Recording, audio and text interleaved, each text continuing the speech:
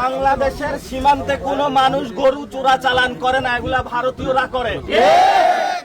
যারা বাংলাদেশকে মানুষকে এই ধরনের অপবাদ দিতে চায়, ওরা ভারতীয় বয়ান দিচ্ছে আমাদেরকে।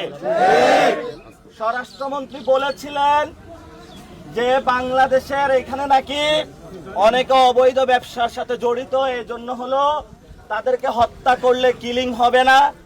আমরা বলবো স্বরাষ্ট্রমন্ত্রী যে বক্তব্যটা দিয়েছেন, এই বক্তব্যটা হলো সর্বমিথ্যা একটা বক্তব্য।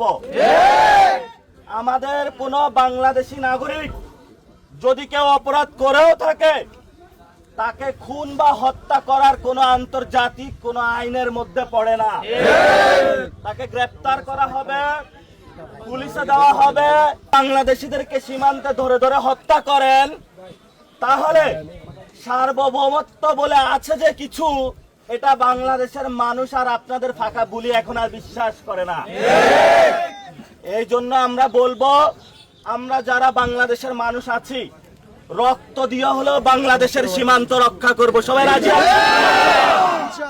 ৭১ আমরা যুদ্ধ করেছিলাম, বাংলাদেশ স্বাধীন করেছিলাম, ৯০ আন্দোলন করেছিলাম, ২৪ আন্দোলন করেছিলাম, একটাই উদ্দেশ্য, বাংলাদেশকে রক্ষা করার জন্য।